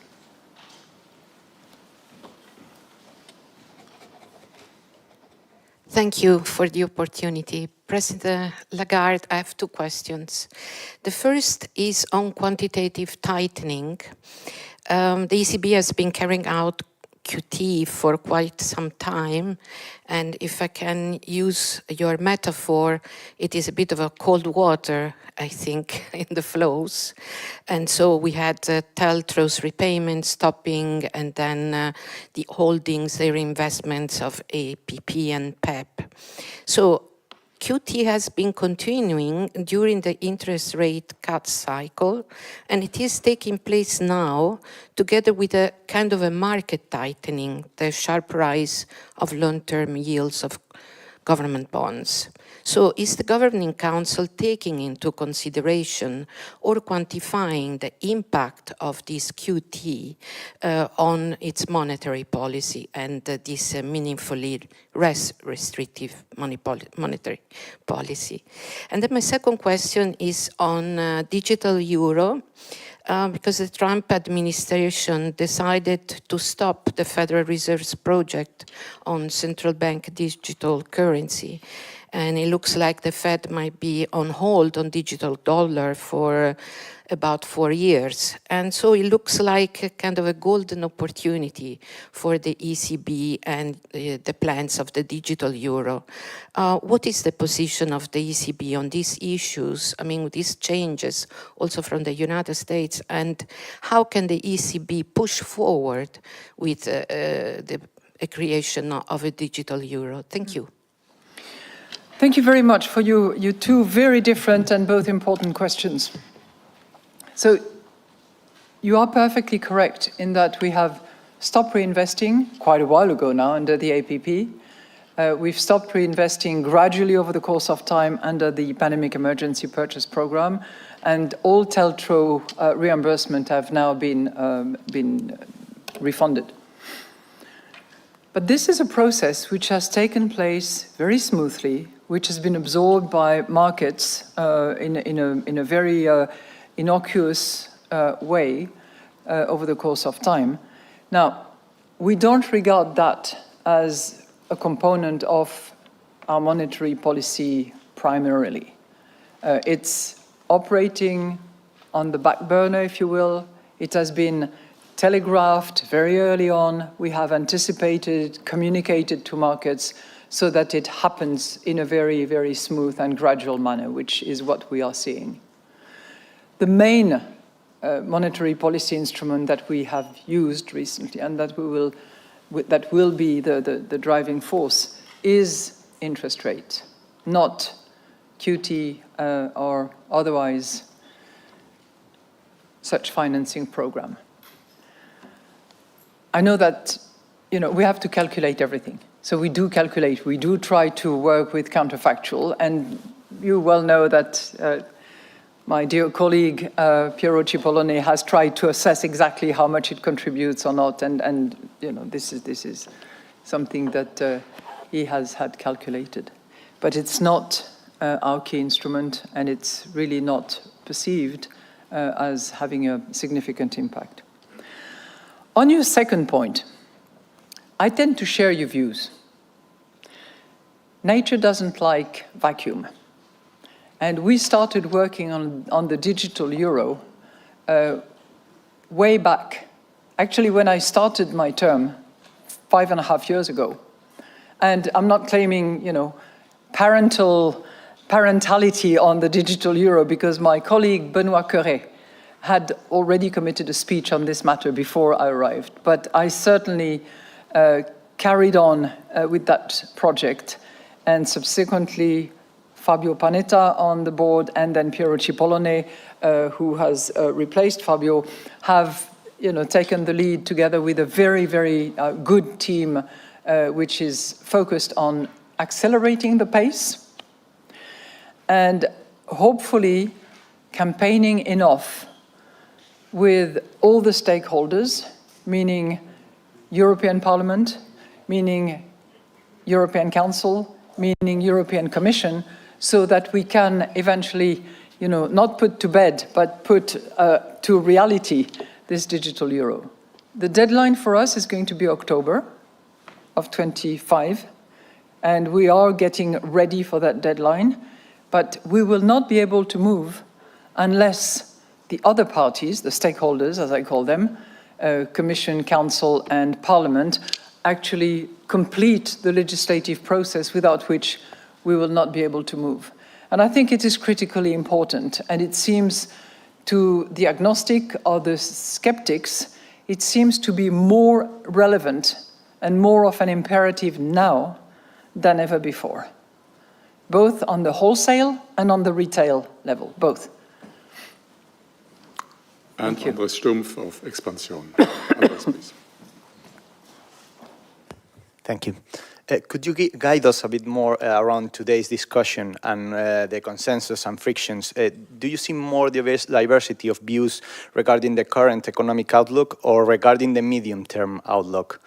And second question, after what we have seen these last weeks, do you still believe that negotiations are preferable in relation to tariff and commercial war, or has Europe to show some strength? Thank you. My personal your personal view. My personal view is that you have to negotiate from a position of strength. So one thing leads to the other. And that's the hope that I can formulate, because we know that tariffs, and particularly if there is retaliation, are not good at all and are net negative on pretty much all accounts. But that's my personal view. Although I think we around the table of the Governing Council, we all agreed that it was net negative when it happens, and it's even negative before it happens, because the uncertainty that is generated and the undermined confidence that results from just the threat of those tariff increases and potential retaliations are putting a brake on investment, on consumption decisions, on employment, hiring, and all the rest of it.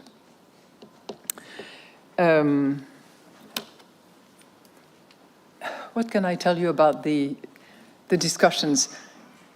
We had quite extensive, intense, lively discussions, but I don't think that we can draw a line between the short term and the medium term, because obviously what is the developments that we are seeing at the moment, because of how they will transform the outlook, because of the impact that it will have on our societies as well as our economies, both in terms of growth and in terms of inflation and in terms of employment, and in terms of transformation of Europe. Those are significant changes, essential changes that we are witnessing and for which we have to account to help making the best and the most appropriate monetary policy decisions. But everyone was very engaged, as you can imagine. That concludes our press conference today. Thank you very much for following us. Our next press conference is on April 17th. Alrighty. Until then, all the best. Thank you. We're going to go ahead and review what just happened. We got a lot of comments over on X that we are going to review here.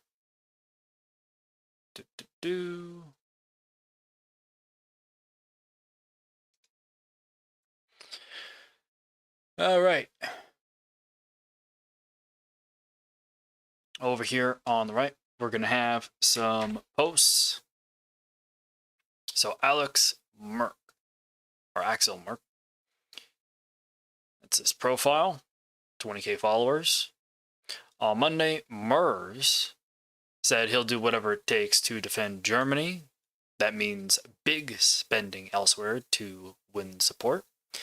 the SPD wants 500 billion euro for infrastructure, and the Greens demand climate funding, and they're going to need the Greens to help them pass the debt brake adjustment to that constitutional amendment.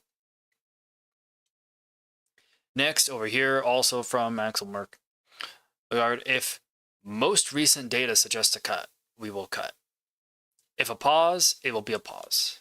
So no hike, roger that. So by design, backward looking, roger that. Notably not considering bond market flags. Other than spreads in the Eurozone, the, quote, transmission mechanism. Nice little pop there in the Euro just now. Lagarde, not in position to interpret growth and inflation. She'll finally mention inflation in describing fiscal policy. We need to be attentive, trying to anticipate economic consequences.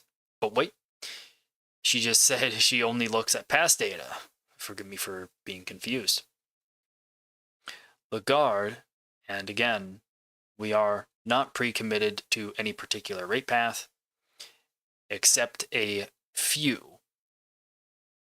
Moments ago, she said it's cut or pause. So there is a pre-commitment not to hike. Again, forgive me for being confused. I'm generally in line with what Merck has to say. And by generally, I mean like 90, 95%. I'm still ingesting the information, but I'm pretty much in Merck's camp here as far as interpreting how the ECB meeting went. Let's go ahead and slap on the music. Oh, man. So tell me, what did you guys think of the ECB meeting? Did you think it was kind of a wreck? Do you have similar commentary to what Merck here and I are saying? Lagarde is, of course, in a tough spot. A lot of stuff from Merck here, huh? The ECB can't adjust policy on fiscal spending announcements from a few days ago, right? The 500 billion euro announcement. But the market has taken those announcements very seriously. When German bonds have their greatest drop in decades, you can't just shrug it off. The issue is institutional. The debating club called the ECB is not agile enough for market signals. And look at this incredible Germany equity flows. Our high-frequency data indicates that in the last couple of weeks, German equities experienced the highest weekly inflows in the past 3 years. Yeah, that looks nuts. And this is when Russia invaded Ukraine. And this is now on this fiscal spending.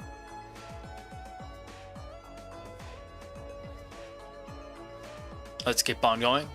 Yeah, a seismic shift in attitude towards fiscal activism in Europe may drive aggregate profit growth on the continent.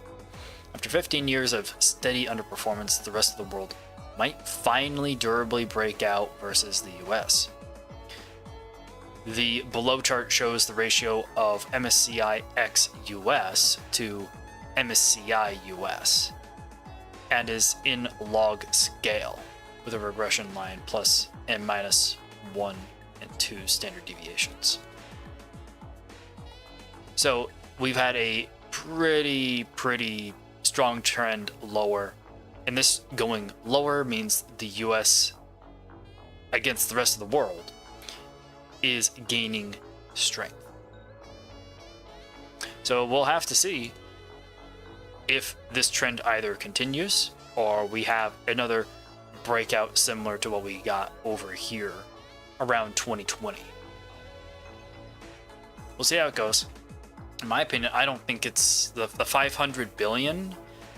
That's spent over 10 years. So you're talking 50 billion a year, which, don't get me wrong, that's still a lot of money, but when you're trying to raise a military, look how much money was spent by the United States on Ukraine. It was hundreds of billions of dollars.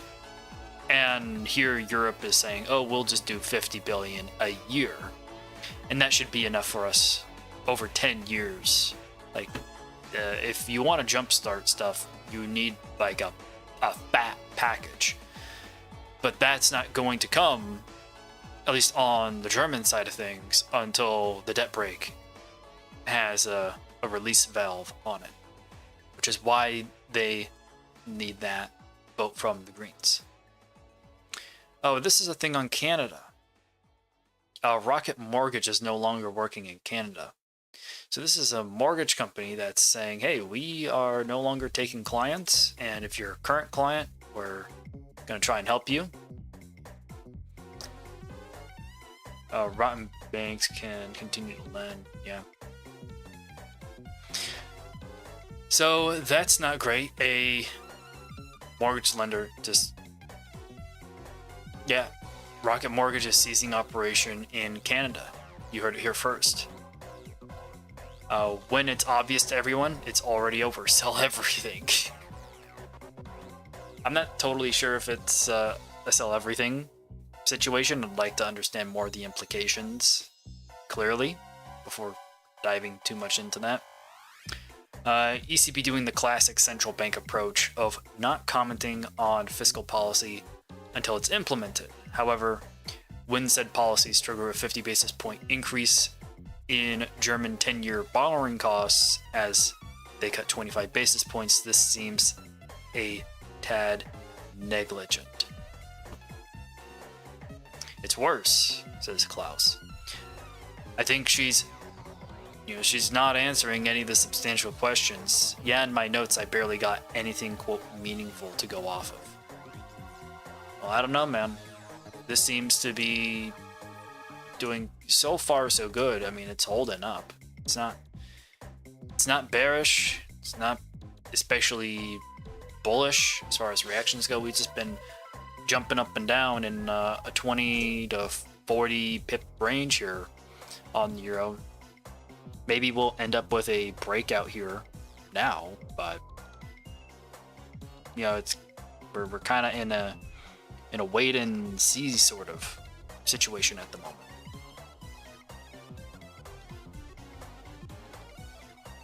It looks like it'll probably end up going higher, right? The yield spreads are probably still on the green side, if I'm not mistaken. Let's go ahead and check it out on the hour.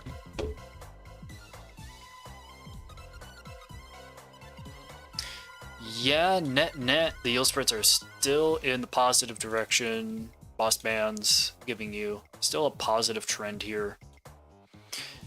The big thing we pointed out earlier on in the stream was this on the DXY. Right?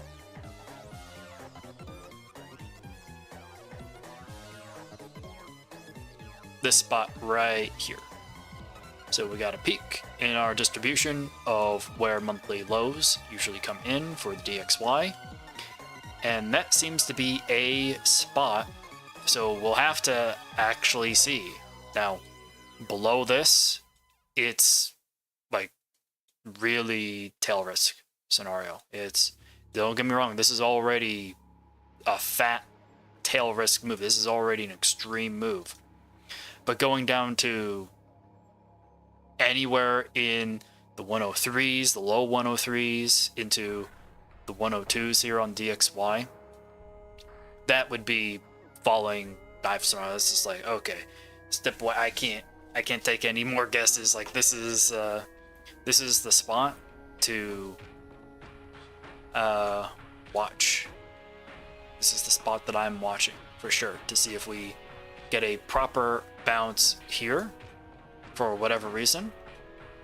Maybe again that US data comes out not so terrible tomorrow for NFP and we do see that bounce, right? If NFP comes in at like 120, 140k, everything should be kind of hunky-dory. But if NFP comes out at like 80k, 60k, it's not gonna be good. That I think would send the dollar lower. It'll also send the US stock market lower, in my opinion. It'll be a very, it's going to be an NFP to watch for sure. It's going to be a very important NFP to watch tomorrow for sure. Let's see here, anything else? Lagarde talking about how European lending has been picking up as European rates come down. Has she looked at European rates in the last few days? Which you see all these charts that have these massive jumps up and to the right.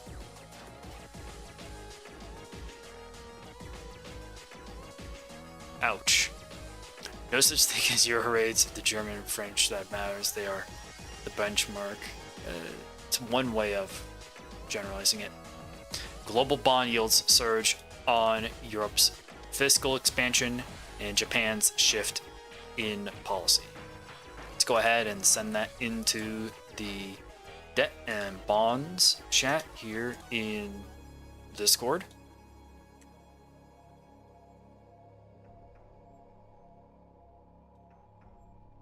Looking good. So yeah, let's check this out. So this red one here is Japan. That has been such an insane rise. And we have France, UK, and Germany here. So this one here is the UK. Pretty high level, going to a higher level. Germany is this green, this yellow one here. If I could use the drawing tool. This one. Now we had this big fat jump right there.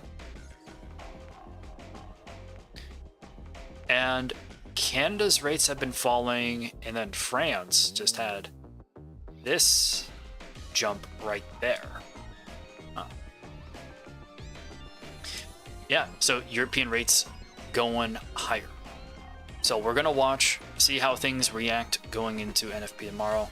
These yield spreads are pushing the FX side of things quite hard, and you can see how the relationship works out on the FX side of things when these yields move relative to the US side of yields. Alrighty, we'll go ahead and close that out. Let's see here. Anything else we can check out here? No, I think we're all good. Remember, if you want access to the Discord, which is free, and you want to submit some stream topics, you want me to do some analysis in a longer form on a particular trade result, trade log here, go ahead and share it in trading form. And then in the research form, we have all sorts of geopolitical research going on to keep track of the major risks. I'll go ahead and make a new thread for the cyclone in Australia, so then we can watch those developments over the coming weekend and stay on top of what's going on the ground over there. So pretty good moves so far, and I believe the euro is still moving up. Yeah, check that out. It's still going higher.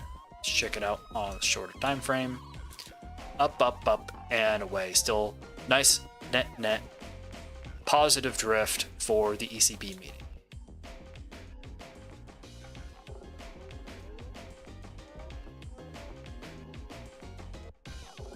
Yep. All so far so good. And if the US employment side of things doesn't hold well, euro dollar 109, like what was said earlier in the chat, definitely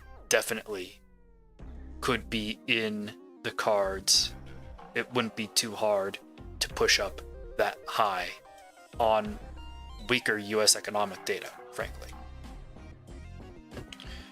Alrighty, you guys. With that all said and done, I'll go ahead and end the stream here.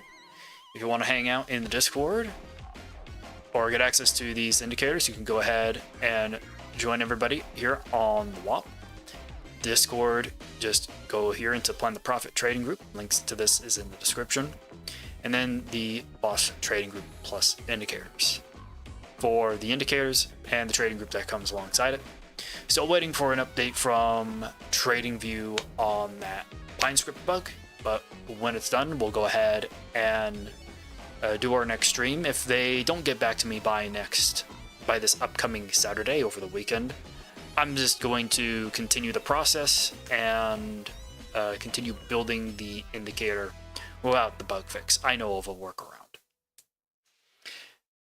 All right, and again, if you want some of these free indicators, like this Boss Bands indicator, you can go to my TradingView profile here, Joe Boss, and snag a couple of free indicators. There's the Boss Bands right there. Alright, you guys, thank you very much for watching, and I will see you all in a bit.